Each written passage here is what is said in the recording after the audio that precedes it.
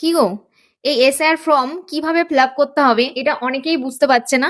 তো একটু আমার এই ভিডিওর মাধ্যমে তুমি যদি একটু বলে দাও, বুঝিয়ে দাও, তাহলে কিন্তু অনেকেরই হয়তো হেল্পফুল হতে পারে।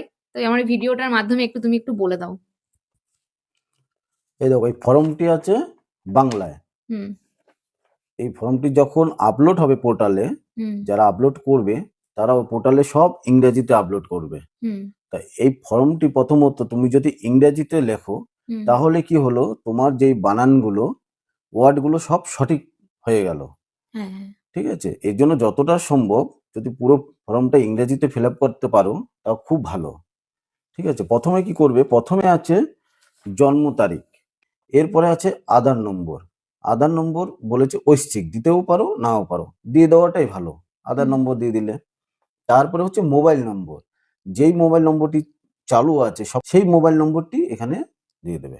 এবার হচ্ছে পিতা, পিতার নাম, বিবাহিত হলেও পিতার নাম দেবে, আবার অবিবাহিত হলেও পিতার নাম দেবে, ছেলে মেয়ে উভয় ক্ষেত্রেই। দেখা গেলো মেয়েরা হয়তো বলছে আমার তো বিয়ে হয়ে গেছে, আমার তো এখন ভোটার কার্ডে ওখানে নাম আছে স্বামীর, দরকার নেই, এখানে পিতার নাম পিতার নামই দেবে। হুম।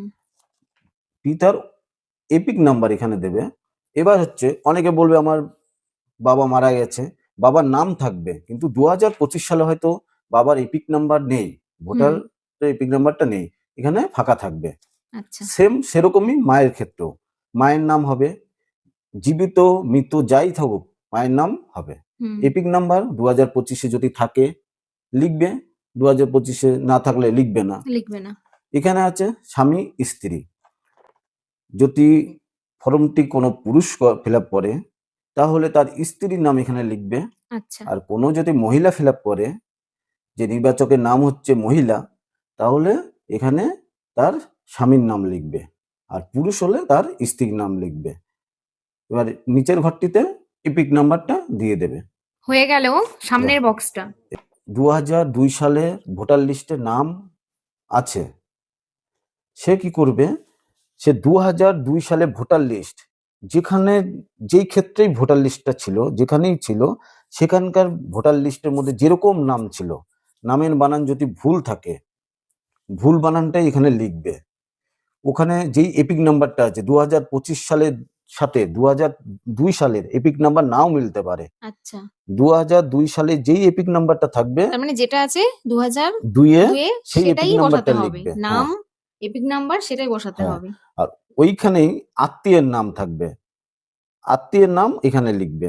2002 সালে ভোটার লিস্টে যদি নাম থেকে থাকে হুম। তাহলে সে বাদিকের ঘরটা পূরণ করবে, আচ্ছা। আর যার নেই হুম। সে ডান দিকের ঘরটা পূরণ করবে। আচ্ছা। দেখা গেল তোমার যেরকম 2002 সালে নাম নেই, আচ্ছা। তুমি কি করবে, 2002 সালে তোমার বাবা যেখানে ছিল, আচ্ছা। যেই বুথে ভোট দিয়েছিল, যেই বিধানসভায় ভোট দিয়েছিল, সেখানকার বিধানসভার একটা ভোটার লিস্টে তোমার বাবার যেখানে নাম ছিল সেই লিস্টটা বের করবে, করার পরে ওখানে দেখতে পারবে তোমার বাবার যেই নাম থাকবে, বানান যদি ভুলও থাকে, আগেকার নামের অনেক বানান ভুল অনেক হয়েছে, কিছু ভুল হয়েছে, হ্যাঁ। সেই নামটা এখানে লিখবে, তোমার বাবার এপিক নাম্বার লিখবে, তোমার বাবার আত্মীয়ের নাম দেখবে, তোমার বাবার বাবা মানে তোমার দাদুর নামটাই ওখানে থাকবে, আচ্ছা। লিখবে। সম্পর্কে দেখবা ওখানে পিতা লেখা থাকবে, মানে আচ্ছা। তোমার বাবার বাবা, পিতা, যেহেতু হ্যাঁ, ঠাকুরদাদা আমার। তোমার ঠাকুরদাদা হলে কি হবে, তোমার বাবার বাবা, ওনার তো পিতা, ও আচ্ছা, আচ্ছা। ওখানে এই সম্পর্ক পিতাই থাকবে। পিতাই থাকবে। যদি তোমার বাবার নাম 2002 সালে না থাকে, তোমার হুম। মায়ের নাম থাকবে, তাহলে 2002 সালে যদি তোমার মায়ের নাম এখানে দাও, তাহলে ওখানে সম্পর্কের ওখানে কিন্তু দেখা গেল আত্মীয়র নামটাও তোমার মায়ের স্বামীর নাম, মানে তোমার বাবার নাম থাকবে। ও যদি আচ্ছা। তোমার বাবার নাম থাকে তাহলে আত্মীয়র নাম হয়ে গেল, তোমার বাবার নাম বসবে। আচ্ছা। তাহলে যে মহিলা হচ্ছে তার আত্মীয় হচ্ছে তার স্বামী, সম্পর্কটা স্বামী স্বামী ধরতে বসবে। হবে। আচ্ছা। আত্মীয়ের নামে যেহেতু স্বামীর নাম থাকছে, এগুলো সম্পর্ক অনেকটা হবে বোঝার বিষয় আছে। স্বামী।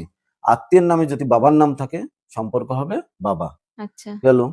তখন যেই জেলায় বসবাস করেছিল 2002 সালে, সেই জেলার নাম, সেই রাজ্যের নাম, তখনকার বিধানসভার যেই নামটা ছিল সেই নাম, তখনকার বিধানসভার যেই ক্ষেত্রের যে নম্বরটা ছিল সেই নম্বর, সেই বিধানসভার যেখানে তোমাদের বাবার ভোট ছিল আর কি, বুথ নাম্বার বা অংশ নম্বর বলে, সেই অংশ নম্বর, ওখানে যে ভোটার লিস্টের মধ্যে সিরিয়াল নম্বর আছে, যেটা ক্রমিক সংখ্যা বলে লেখা থাকে বাংলায়, সেই ক্রমিক সংখ্যা বা সিরিয়াল সংখ্যা নাম্বারটা এখানে দেবে।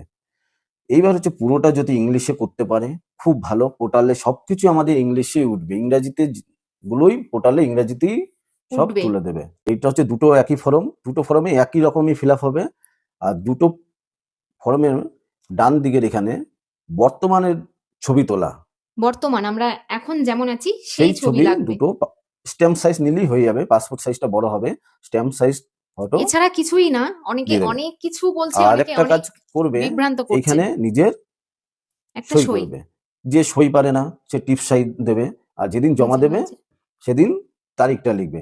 আর যখন জমা দেবে আরেকটা জিনিস মাথায় রাখবে, যেদিন জমা দেবে যে বিএলওর জমা নেবেন উনি এখানে একটা ফর্মে সই করে স্ট্যাম্প মেরে দিয়ে যাবে। এইভাবে ফর্মগুলো ফিল আপ করতে হবে।